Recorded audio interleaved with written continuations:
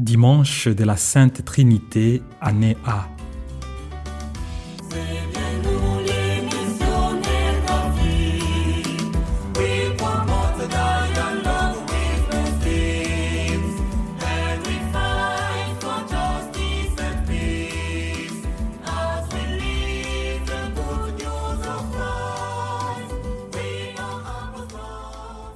De l'équipe de communication des missionnaires d'Afrique à Rome, nous vous transmettons la bonne nouvelle pour ce dimanche de la Sainte Trinité, année A, afin de nous préparer à la célébration de ces grands mystères dans lesquels nous avons été baptisés. La première lecture est tirée du livre de l'Exode, chapitre 34, versets 4 à 6 et 8 à 9. Ce texte nous dit que le Seigneur passa devant Moïse et proclama « Le Seigneur, Dieu tendre et miséricordieux, lent à la colère, plein d'amour et de vérité. » Avec le cantique de 3 jeunes hommes dans la fournaise du livre de Daniel, chapitre 3, nous répondrons « À toi, louange et gloire éternellement ». La deuxième lecture est extraite de la deuxième lettre de Saint Paul apôtre aux Corinthiens, chapitre 13, versets 11 à 13. Saint Paul conclut cette lettre en ces mots : « Que la grâce du Seigneur Jésus-Christ, l'amour des dieux et la communion du Saint-Esprit soient avec vous tous. » Enfin, dans l'Évangile selon Saint Jean, chapitre 3, versets 13 à 18, Jésus déclare : « Dieu a envoyé son Fils pour que, par lui, le monde soit sauvé. » Je vous propose à présent un texte pour nous accompagner en cette célébration du mystère du Dieu unique en 3 personnes, Père, Fils et Esprit Saint. Je suis Serge Zihalirwa Boroto, missionnaire d'Afrique. Chers frères et sœurs dans le Christ, nous célébrons en ce dimanche de la très sainte Trinité un mystère qui nous accompagne tout au long de notre vie, un mystère que la raison humaine ne peut saisir. Pourtant, il est le mystère le plus proche de nous. Il est plus intérieur à nous-mêmes que nous le sommes à nous-mêmes, et il donne sens à notre être.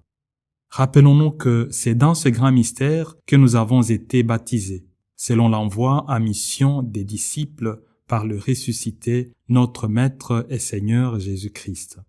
Allez donc de toutes les nations, faites des disciples, les baptisant au nom du Père et du Fils et du Saint-Esprit.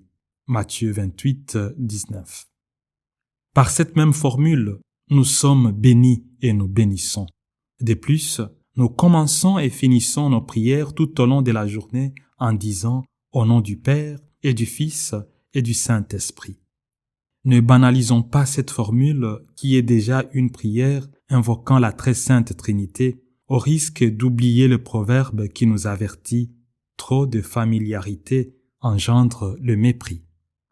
Les premiers pères de l'Église, tels Tertullien au IIIe siècle et Saint Cyril de Jérusalem au IVe siècle, ont témoigné du signe de la croix dans leurs écrits. Ils nous ont exhortés à ne pas avoir honte de ce signe fait hardiment par nos doigts dans nos venues et dans nos sorties, avant notre sommeil, quand nous nous couchons et quand nous nous éveillons, quand nous voyageons et quand nous nous reposons, bref, en toutes circonstances de notre vie. Ainsi, le signe de croix est une proclamation brève mais éclatante de notre foi en la très sainte Trinité et en la passion, la mort et la résurrection de notre Seigneur Jésus-Christ. Célébrer le dimanche de la Sainte Trinité, c'est retourner aux sources mêmes de notre foi. Rappelons que c'est au IVe siècle, avec les conciles œcuméniques de Nicée et de Constantinople, que l'Église a défini respectivement la divinité du Fils et celle du Saint-Esprit. C'est cette foi que nous professons encore aujourd'hui, un seul Dieu en 3 personnes.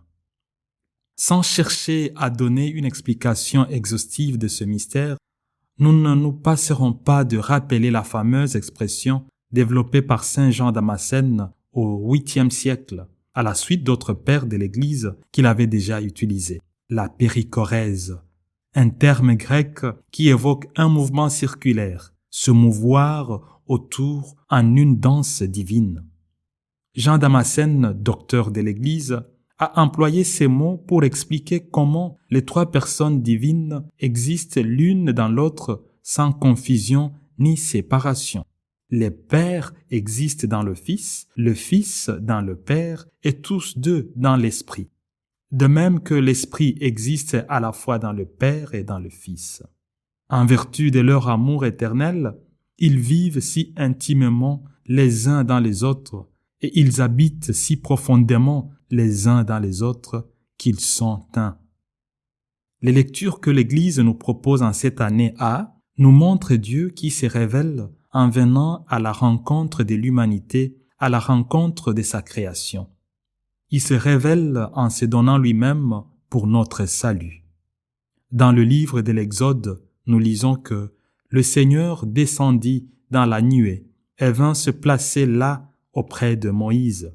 Il proclama son nom qui est le Seigneur. Exode 34, 5. L'évangéliste Jean proclame que Dieu a tellement aimé le monde qu'il a donné son Fils unique. Jean 3, 16.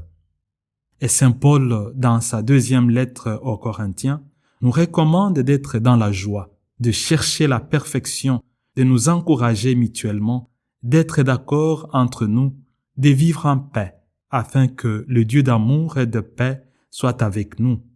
Qui est ce Dieu? Paul nous donne une réponse par cette formule trinitaire devenue l'une des salutations du prêtre au début de chaque célébration eucharistique. La grâce de Jésus le Christ, notre Seigneur, l'amour de Dieu le Père et la communion de l'Esprit Saint soient toujours avec vous. 2 Corinthiens 13, 13. De cet héritage des Saintes Écritures et de l'enseignement de l'Église, nous pouvons retenir un lien étroit entre Trinité et mission. Dieu qui s'envoie lui-même et nous envoie. Le Dieu qui descendit dans la nuée, c'est le même Dieu qui envoie son Fils parmi nous, l'Emmanuel, Dieu avec nous. Il promet de ne pas nous laisser orphelins, mais de nous envoyer son Esprit, le Consolateur, le Paraclet qui nous enseignera tout. Il est donc approprié de célébrer le dimanche de la Trinité après le dimanche de la Pentecôte où l'Église est envoyée pour continuer la mission du Christ dans le monde. L'Église est ainsi appelée à participer à la mission des dieux, une mission qui place l'humanité au cœur de son action. Dans cette perspective, l'Église ne peut prétendre avoir une mission si celle-ci ne jaillit pas de la mission divine, de la mission trinitaire telle qu'elle est révélée à toute l'humanité. Cet appel à partager la nature divine est magnifiquement exprimé par le Concile Vatican II.